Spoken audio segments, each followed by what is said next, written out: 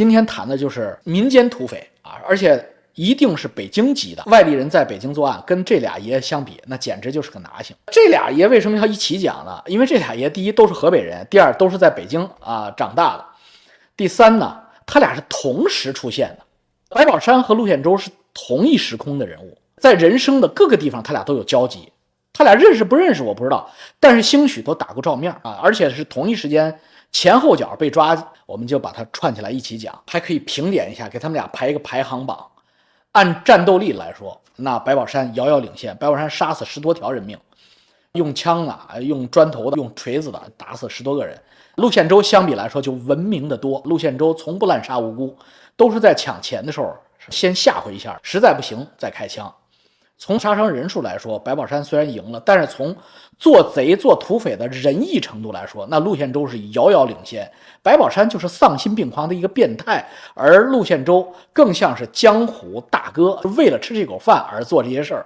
今天跟大家讲的这两位我的老乡劫匪，一位叫白宝山白大哥，一位叫陆宪洲陆大哥，这两位是我正宗老乡。陆宪洲陆大哥和白宝山白大哥作案的岁月里是我最青葱的岁月，21、22岁，刚刚大学毕业，正在国家体改委实习呢。那会儿我的记忆和我的人生观，那是正好经历这个事儿。所以我给你们讲北京正宗老乡当土匪的日子，那是最有发言权的跟现在的那个什么犯罪档案那些小年轻，他们从网上谷歌过来的不一样。我呢，没有他们那么多细节，哪一天哪一年哪一月哪一日几点几分在哪个楼栋干的事儿，这个我记不住。我跟你们讲更多的是警方藏起来不愿意让你知道的。说老王说为什么警方不愿意让你知道呢？因为我今天查了一下陆宪洲嘛，现在比如说什么新浪搜狐什么的，包括凤凰能够查出来的这些，跟我年轻的时候看的陆宪洲完全不是一个版本，他已经给你编辑了。年轻人看到的陆宪洲觉得是一个仓皇的逃犯，其实不是。都说我是河北牙缝王嘛，怎么讲是我最正宗的老乡呢？这个河北人在北京渗透的非常厉害，而且都有北京户口。你像我就有北京户口，我也是河北人啊。陆宪洲和白宝山也是河北人，老家祖籍都是河北的，有北京户口，在北京接受的教育，工作在北京。但是祖籍就是父母那边的老人都是从河北来的。你说我们是不是正宗老乡？我上大学的时候，就是1993年到1997年这个时间，北京社会非常的乱，公然杀人放火，晚上北京的街头是不安全的。不是说我出来之后说中国不好，我告诉你们个词儿，东北人过来行凶犯案的叫刨根儿。刨根儿是我们在上大1、大2的时候很恐惧的一件事情，包括我老婆，哎呀，那个时候吓坏了。她这小姑娘，刨根的主要对象就是她那种小姑娘，干什么呢？就是在北京的过街地下通道里边，晚上深更半夜，一个人在底下走，擦肩而过一个陌生人，这不很正常吗？这个陌生人袖口里揣着一个大榔头，照着这个行人的后脑勺就来这么一榔头。你想打到这个位置，基本上是必死無疑，即使没有死，这个人也是植物人。东北人可能叫刨根儿，是吧？我们以讹传讹都发这个音，至少在高校我们都是念根儿的，而且基本上都破不了案子。海淀区嘛，我们在高校那个地方就是安贞、安华一带，是刨根的这个重灾区。陆宪洲这个陆大侠是怎么回事我跟你们讲讲啊。95年、96年的那个冬天，我们20郎当岁的时候，就我说的那个刨根的那个时代，不好到什么程度呢？我在西直门，只要我有车，就会有一个东北口音的或者西南口音的人敲你的车窗户，呜，车窗降下，问你大哥要枪吗？我真不跟你们开玩笑，走到三里屯那儿，呜，大哥要妹子吗？那都是东北口音。大哥要妹子不？摸渣不？那是在三里屯那边，那时候三里屯还没现在那么好呢。大哥要枪不？我呢对这方面我一般就不理他们。97年底的时候，我去鞍山，当时鞍山有个大国有企业叫卫邦，卫邦集团董事长司机接我，那小子比我大个10几岁，国有企业的司机，他就是一个那个他们的就是陆宪洲式的人物，鞍山户口，在本地的那个大型国有企业有一份工作的人，我跟你讲，内心并不甘啊，就是他给领导开车，他心里边觉得我这一生也是有使命的，绝不是给领导开一辈子车。也许哪一天我可以做一些惊天动地的轰动之大事。那个哥们儿就是这样，当然也碰这事儿了。鞍山市中心的那些大楼底下也有卖枪的，要枪不？他就真说我要。那是西藏人，他说那你等会儿。过了15分钟，那西藏人真拿出来了一把手枪回来了，他身上不带枪，就问你要枪吗？你说要，他看你不是警察，他就说你等会儿15分钟。领导在上面开会，他在楼底下车里边待着，百无聊赖的坐着个大奔，虎头奔那时候，S320。那个西藏人以为他是老板，因为黑道的嘛，开个虎头奔呢，就问他要枪吗？他说要，真带过来。你们猜猜，当天把他吓坏了，因为他也不敢说不要，也不敢真要。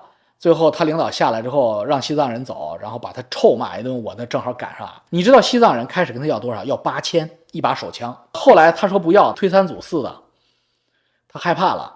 西藏人降到4500，说这个绝对是诚意价了，那意思就是你要是不要我就一枪崩你了，我操，就给他吓坏了。然后他领导下来才把那个西藏人吓跑。1995年、96年、97年，中国是这样。陆宪洲也是北京人，有个弟弟叫陆宪勤。陆宪洲不好好学习，陆宪勤呢好好学习，最后就人家是经商去了。陆宪洲到初中呢念不下去，就参军了。北京兵呢一般都是当勤务员或者汽车员，他就是进了部队学开车。90年代不比今天，那个时候没几个人会开车。如果你在部队学了汽车兵，到地方之后你非常抢手，无论是在单位当司机还是分配到企业当司机，就非常抢手。他当了几年汽车兵，复员之后回北京就进了首汽出租车，应该是最大的出租车公司。而且首汽的出租可不是那种小出租，当年的首汽出租一水的皇冠，80年代末90年代初皇冠 3.0 啊，老牛逼了。那时候北京人打车都叫打个面的，人家陆宪洲是开皇冠的。就像我那个大哥的司机一样，时间长了之后就觉得自己我都是个开皇冠的人啊，我能这一辈子就这样死在出租车司机的岗位上吗？于是他有了做大事之心，因为他在部队他会修车，人很聪明啊，面相也好。他在这个出租车公司呢也做机修，也开的士，结了好多朋友，为人仗义疏财。真实的陆宪洲是一个很仗义的人，北京爷们儿，长得也一表人才。你们看看这照片就知道，比我大一轮，属兔，63年的。陆宪洲呢就觉得这样来钱太慢了，于是呢他就发挥他的专长，去天津偷车。偷车之后在北京销赃，不多，偷了3辆。那时候车贵啊，90年代一桑塔纳还10几万呢。你看就算偷了3辆桑塔纳也他妈快60万了。偷车的时候不是95年96年91年左右，那他这个数就算数额巨大了，给他判了一个死缓。说实话，这个刑判的有点重，他又没杀人，就是偷了3辆车。但是你不是赶上严打了，91年严打让他赶上了，给他判了死缓，给弄哪儿去了？这就跟我们白宝山大哥就有了人生交集，送到了新疆服刑。北方重刑犯都往新疆戈壁看，这哥俩就都在那儿服刑呢。陆宪洲呢，一想自己做了这个死缓，在他们新疆鸟不拉屎的地方，没有警察看他们的，因为跑不出去，必死无疑，戈壁滩。他在那儿一想，妈的，与其这样一辈子死，不如就精心策划一次逃狱吧。陆宪洲逃狱的这个过程，其精彩程度堪比逃出恶魔岛，因为那个地方是逃不出来人的，就凶残如白宝山，在那儿放羊，杀了2个跟他有矛盾的，都是用锤子干死了，警察都没有发现。问他，他说那俩人逃狱了，都没有再找，以为是死在戈壁了，这事儿就结案了。因为白宝山判的时间短，只判了10几年，最后就是减刑立功。白宝山这么凶悍跑不了，但是人家陆宪洲智商高，聪明，会计算，跑了。我跟你说，为什么陆宪洲这个人仗义啊？说老王你认识他吗？我不认识他。但是通过我们说的这些事儿，你能反推公安不告诉你的，陆宪洲这个人不但仗义，而且有情有义，对女人也好。你要是陆宪洲，你被判了死缓，你出来之后你找谁？你是不是先找你爹妈你弟弟？但是你用屁股想也知道，警方一定会在你弟弟和你爹妈那儿布下眼线，对不对？辛辛苦苦一路跑回北京，你一个越狱犯，你投奔谁？你往哪儿跑？万一投奔的这个人出卖你，不就是一个电话的事，打到公安局你就完了吗？所以陆宪洲跑到北京，投奔了一个叫黄民平的人。黄民平是他手气的出租车的的哥，籍贯是湖南人，所以湖南人够意思。黄民平居然就把陆宪洲藏起来了。你想想，黄民平可跟陆宪洲非亲非故啊，看到陆宪洲以后肯定很诧异，我操，大哥怎么是你呀？不是被抓起来了吗？3、5年没见，你怎么跑回来了？第一时间没有出卖他，把他藏起来了，这就是什么？这就是过命的交情。我扪心自问，我大老王没有这样的朋友，没有能够确定一定不会出卖我，都知道我是这么大的事儿还替我掖着的。现在想想，掰手指头我可能很难掰出来，但是人家这人黄民平不但给他藏起来之后，一个人忙不过来啊，因为他又出活又藏他的，还告诉了同事。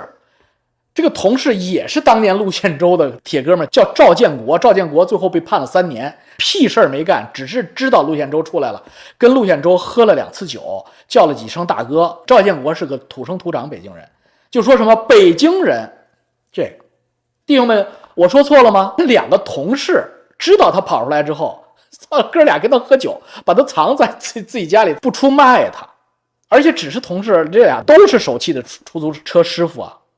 黄民平觉得时间长了不是个事儿，就把陆宪洲安排在哪儿了呢？当时广播都有，我他妈当时就知道这事儿板儿逼是真的。住在哪儿？住在2外的学生宿舍里。说老王你怎么知道？因为我95年的时候就在上大学呀。大学的学生宿舍是不查身份证的，而且你只要长这个年轻的脸，你住在这个学生宿舍里边，没有人查你的身份。也确确实实是有很多老乡，比如说在天津上大学的，他们到北京的时候都是高中同学或同乡，他们就会借住在北京同学的那张床上，因为北京同学好多都不在宿舍住，或者这个老乡给你找一个没人住的空床，住多长时间的都有。只要你跟周围的同学搞好关系，陆宪洲的智商、面相、这种性格，他搞定几个大学生，他不太容易了吗？他就一直藏在北京外国语大学的学生宿舍里，所以警察怎么找都找不着，不可能找着。这是当时北京高校的一个巨大的漏洞。我们的宿舍里都住过新疆所谓的同学，看着老了吧唧的，我们也不好问呢，反正也都称兄道弟的，叫政委，一住他妈的半年。你今天想想，那这个漏洞太大了，而且是免费的哟。你住北京再便宜的酒店，你那个年代你得50块钱一天啊，这儿免费零，你只要请大家喝点啤酒就行了，所以他好搞。陆宪洲就在这儿藏了1年，在这个藏的过程中，陆宪洲又找了一个新的方向，也是黄民平和赵建国帮他去串的。谁呢？就是他弟弟陆宪勤。陆宪勤是后才知道的，因为怕警察盯着。陆宪洲在北京安顿好了以后，找了陆宪勤。陆宪勤给了陆宪洲5000人民币，哥哥给你5000，你先花着，知道你出来什么都没有。衣服是谁给的？黄民平给的。够意思到什么程度？因为陆宪洲一贫如洗，刚从新疆跑出来，黄民平见面把陆宪洲的衣服换好，事儿给他藏好，给他找好宿舍之后，黄民平还给了陆宪洲1000人民币，这判决书上写的清清楚楚的。所以你说够意思不够意思？不但不出卖你兄弟，帮你藏起来，还给你1000，然后联系你弟弟，从你弟弟那儿拿来5000，陆宪洲就有了6000块钱。95年6000块钱足够他在大学宿舍活1年了，因为他不用花钱嘛，对不对？他还有个女朋友，是北京医院药房的小护士，叫张颖。张颖也是北京人，也他妈地道，就是祖籍东北的北京妞，也他妈这个。张颖知道陆宪洲回来以后，人家各种掩护陆宪洲，而且还马上跟陆宪洲圆房。张颖在这个过程中并没有找新男朋友，一直等着陆宪洲，判死缓还等着。出来以后，马上俩人好到一起去，从此张颖就成为犯罪集团的一份子。后来判刑的过程中，也确实证明这个北京当时的法官啊，就是95、96年北京市法院的法官还真挺够意思。张颖只判了7年，你要搁现在那些酷吏啊，都他妈判20年、15年。赵建国判了3年，陆宪勤判了7年。陆宪勤其实事儿也不少，又送情报、交通员啊，才7年啊，很快就出来了嘛。96年判的，03年就出来了，出来20多年了。唯一的一个判了死缓的就是黄民平。为什么判他无期呢？是因为黄民平扶着方向盘的手太痒了，觉得要跟陆宪洲干一番大事业，他陪着陆宪洲买枪去了。陆宪洲去东北，去西南买枪不敢一人去，买枪一个人去，人家卖枪的可能把你做掉，得2个人一起去。陆宪勤贼，你的弟弟不跟他去。张颖一个女士，她也不好意思带着呀，就判了黄民平了。买卖武器，买卖枪支判无期，合并执行变成无期了。买枪在中国就无期，沾枪无期，没商量的。我刚才说那个敲窗户噔噔噔噔卖枪，那不是西藏口音的吗？我告诉你们，当时在北京，在中国卖枪的有2拨人，一波是东北的、黑龙江的，这些人是跟老毛子那儿拿枪。前苏联解体，有的是黑枪、军枪，质量好，但是呢，价格稍微贵一点。南方呢，就是西藏那些人，他们是怎么来的枪我不知道了，应该是自己造的，巴基斯坦那边过来的黑枪。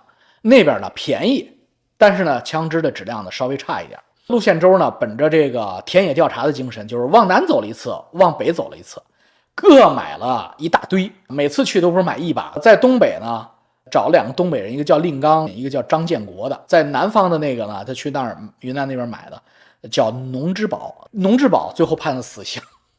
因为他卖了无数的枪，客户都没有出去干这么大的事儿，只有这把枪卖给客户，这客户干了一个冲天的大案子，所以农之宝也被抓起来判了死刑，张建国也被死刑，然后令刚呢判了个死缓。令刚家里边有懂法律的，令刚在电视上看到这个新闻之后，第一时间自己去派出所自首了。你不要查了，警察叔叔，那枪是我卖的。令刚因为有自首情节，本来应该判死刑，所以呢给他改了个死缓，死缓一般17、18年就都出来了。人员都给你介绍完了，各主角开始登场了。那时候陆宪洲自己干，第一单目标非常明确，我与其要干，我就直接去银行门口干。他住在亚运村这边嘛，就去亚运村。90年代汇源公寓那儿是北京最富的区啊，刚开完亚运会，汇源公寓门口就有那个银行，他就在那儿守着，看谁出来带那大兜子里都放着现金啊！这话也是真话。97年的时候，我在北理工校园里边的那个中国银行特小门脸，我亲眼见着一老头取了30万现金，应该是我们本校的退休老师，拎着这30万现金的一个手提袋就下楼。那个小楼道没有保安，没有摄像头，97年哪有摄像头？当时我就想，这他妈要是有坏人在门口守着，不就把老头抢了吗？什么概念？北京一套房子30万。就是现在1000万的概念吧，这么比喻的话，这个陆宪洲呢就守在亚运村门口，有个单位的会计就拎着这个袋子就出来要发工资啊，就盯上他了。陆宪洲买了枪了呀，而且买的都是手枪啊，嘎顶到那女的脑门上，你把钱给我。所以说这个北京为什么牛逼？这个女的也是北京人，这不是局气，都是仗义之徒，就是这个匪是仗义的。这个被劫的这个好视频他也仗义，他虽然是个会计，你要是香港人的话，老板的钱我操，我赶紧抱头蹲下啊，给你钱你拿走啊，命是我自己的。这是香港人，北京人不是，跟你拼了，这钱是公家的财产，我绝对不能给你。陆宪洲梆一枪就把他打死了啊，真打死了。打死之后拿着钱就跑，他有车呀，所以他开跑。警察判断开枪抢劫的人应该是特种部队出身，会开车。当时北京会开车的人很少嘛，就没想到哪怕不是特种部队也能开枪，因为心理素质极好。跑了以后，陆宪洲自己又走回去现场看，警察在那儿拉了办案的那个隔离带，在里边扫子弹壳，外边的围观人群里就是陆宪洲本周，他就在那儿看，这心理素质。后来说警察一打眼就发现了，那都是警察在给自己他妈瞎逼编。警察根本不知道是陆宪洲，打眼神一点都不带动的。第一把陆宪洲就抢了15万，给了黄民平10万。你们说陆宪洲够不够意思？因为黄民平在他最困难的时候给了他1000，把他安顿在北京。当他第一次有了大钱以后，马上给黄民平10万。这10万可能也是最后让黄民平判了无期的这个重要原因。因为黄民平拿了这10万之后，觉得我操，男子汉大丈夫，当过这样的人生，我操，他就也想买枪跟陆宪洲干去了。但陆宪洲一直没带他去干，就觉得他可能干不了杀人放火的事，所以陆宪洲后来找了一个叫郭松的跟他一起干了。第二单3个月之后，去甘水桥工商银行门口。这次陆宪洲又是自己总结，与其抢在门口开枪，都把人杀了，咱就不抢这个老百姓了。老百姓这些会计出纳，第一他也没多少钱，30万最多了，你还杀一条人，我们干脆就去抢分理处的汽车吧。这次呢，陆宪洲就干脆抢运款车，运款车到了，陆宪洲拔枪就射，这次不废话了，又抢成功了，抢了100多万，箱子拎走了。这时候北京市公安局炸了营了2次，作案手法都一样，受害人和目击群众描述的这个轮廓，他都戴头套也一样，合并是一个案子，但是完全没有任何的现场痕迹，一点有价值的情报都没有，一筹莫展。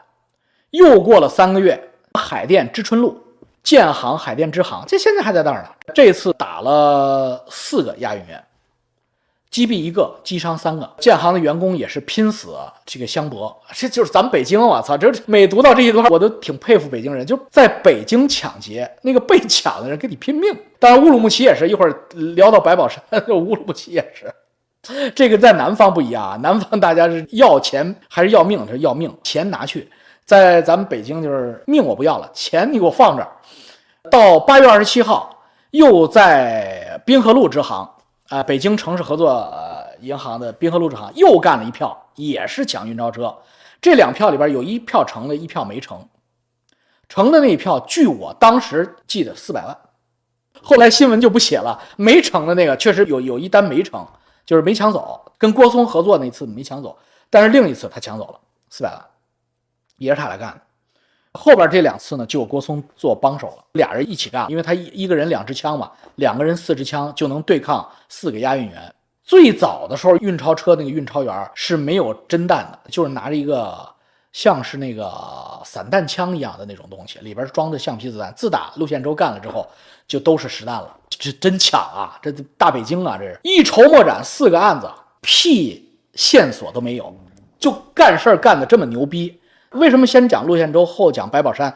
白宝山跟人家比就是个拿性，白宝山到处都是线索，用的子弹都他妈是一个弹壳编号71-81都是他妈一样的。反查出来就是在新疆农垦建设兵团，因为子弹的这个弹壳上能倒查子弹来源的。陆宪洲你查不出来，因为陆宪洲每次买枪的时候都不买一把，而且每次买子弹的时候都跟那个卖枪的人买好多混合的，所以陆宪洲每次用的子弹壳它都不太一样。警察是一筹莫展，不知道这些枪是哪来，而且子弹好多不是中国的子弹，东欧苏联和那个缅甸过来的子弹，他没法对。刑侦不就这点本事，就是查子弹壳查弹头嘛，对不上。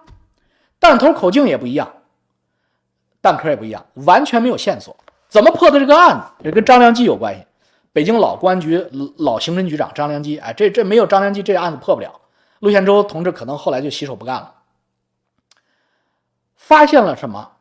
侦破了1年，从12月犯案到8月份他犯最后一次案子，不到10个月的时间，在北京天子脚下持枪杀人抢运钞车，干了3次，另外1次是抢会计。你这个北京市公安局局长你不要干了，如果这个案子破不了，脸都让你他妈丢到太平洋去了，关键是查不出来还。那张良基回来说查到什么了？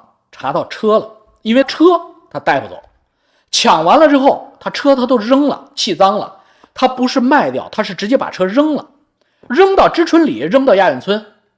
海淀知春里那附近方圆不到10公里，再查这车的来源，这车没有一个是抢的，全是偷的，而且偷的这个车的这个位置也在这10几公里范围之内。警察倒算，这个人一定住在知春里附近，对这个地方非常熟悉，围据点10公里范围之内，他应该住在这儿，所以他才能在这儿顺利的偷车抛车，每次都人不知鬼不觉。犯了4次案子，就至少偷了4部车嘛，你们想想对不对？是不是这道理？所以这4部车警察找到了，发现这4部车都是好车，值个几十万当年。第二，这车用完了就扔，而且扔和偷都在同一个，就留下了本案最大的线索。最后他出事也出在这事儿上。北京公安的这些老警察碰上最狠的人了，就是陆宪洲这么牛逼的悍匪，终于碰上了跟他一样狠的警察。张良计这个老警察从人性角度考虑，这种人既然我们不知道他长什么样，也不知道他们几个人，也不知道他什么来路，但是这种人他只要是人，他在北京天子脚下干这种东西一定是亡命徒，就他已经不想活了的亡命徒，所以他才来回干这些事儿，而且每次抢180万一定是3个月之后再干，说明他们花钱速度非常快。那倒推过来，第一，3个月之内他还会干；第二，他干之前还会偷车；第三，他偷车还在知春路这一片；第四，这些人一定抢了钱之后会去天上人间、玫瑰之约、中国城和花都4大名楼，一定在这儿交金，而且以天上人间为主，重点追查这4大名楼，哪个地方贵，哪个地方的小姐素质高，他一定去哪。这是男人正常反应。你说后来案子破就破在这事儿上，真的在天上人间把他给堵上了。果不其然，又过了2月，知春路又丢了一辆车，米黄色尼桑，警察如获至宝，就他妈赌这辆尼桑就是这帮孙子给偷的。那就在4大名楼的停车场，那保安都是专业兵，素质挺高，不像今天这保安咱们一个一个都是农村过来协查通报。重点关注米黄色的尼桑，看看停车场有没有这辆车，有不要惊动，第一时间打这个北京市公安局刑侦专组的电话。我操，这老哥好像姓宣吧，天上人间长城饭店的这个保安也是副员兵。他巡查完了自己这个天上人间这个停车场没有，然后他浪了一下。大家记得我讲过，天上人间对面就是亮马河大厦，这个2个楼啊对着建的，中间共享一大片空地，有个环岛，这边是天上人间的长城饭店停车场，另一边就是亮马河大厦停车场。他就他妈浪了一下，他说我去亮马那边撒么一眼去吧。他一看，就在亮马河大厦停车场路边停着一辆米黄色的尼桑，车牌号对不上，那很正常的，早换了车牌子，车型一模一样。第一时间打电话，警察如获至宝，专案组全去了，10多口子人带着枪去的，也不敢冲进天上人间，猜10有8九这人在天上人间里边，就是怕他妈万一有同伙怎么办。记住啊，网上版本没有的内容。第一次看到这辆车之后，警察没动手，这是事实，我跟你们说的是事实。警察看到这辆车，找到陆宪洲、郭松这辆车之后，第一天警察没动手，就看是几个人在这车里。现在当然不是了，现在这个他妈从网上能查到的什么10几名警察像箭一样扑出去，确你妈一派胡言。警察也是人，他他妈脑袋也值钱，何况是北京6扇门的弟兄们，他能去他妈的不明就里的就往上冲吗？要先看见你车了，你人就跑不了了，先摸情况，跟着他把陆宪洲的这个车盯死了。头一天陆宪洲来了，过2天他又来了，还是这辆车，还是这个人，就基本上判定这车里就他一个人，那就实时抓捕。后来就跟网上说的一样了，他进天上人间潇洒去了，他习惯停路边不停里边，为什么？他跑着方便，所以他把车停在路边，他不到那个停车场里边停去。然后他停在路边的时候，警车前面一辆后边一辆把他夹住，2辆警车也停在路边，然后警察藏在自己的车里，路边还有警察的暗哨，车里都是警察，就等着陆宪洲回来。陆宪洲回来一开车门，警察就出去，前面车后边车咔一夹，他车走不了，然后警察下来，陆宪洲拔枪了，警察知道他有枪啊，梆梆梆梆一顿乱枪，就把陆宪洲当时就打到那儿，还好没死。没死之后就给他拉到医院抢救他，抢救审他，你同伙在哪儿？你叫什么名字？他说我叫李建平，那是化名，假的，买的假身份证。最后使了什么手段不知道，反正就招了，叫陆宪洲。然后同伙叫郭松，招完没几天人就死了。我估计警察使用手段，因为他这种状态不使用手段他是不会说的，加上他的枪伤，再加上警察使用手段就没抗住，这人就没了。突审他3天嘛，我记得9月8号抓住他的，9月12号他就招了。他一招就把陆宪勤、他女朋友张颖，还有郭松啊，那个黄民平第一时间都抓了，继续突审，把线索都拿到，就11月了。你看，这是警察办案子的效率，这么大的案子，他上外围去抓人，他要得50天才能把这个案子弄清楚。50天之后，他们就把外围的那些卖枪的都抓了，一网打尽。陆宪洲的案子，大老王讲的这个版本，应该是最接近事实的版本。如果说他犯罪的这个轨迹就是人心不足蛇吞象，一次又一次的得手，已经连续抢了4次，3次得手啊，抢了几百万。在1995年，其实他完全可以洗手不干，重新做人，没有人能查得出来。他只要不去天上人间，这事儿就过去了。这就是什么贪欲，摊子头上一把刀啊，就把他给抓了。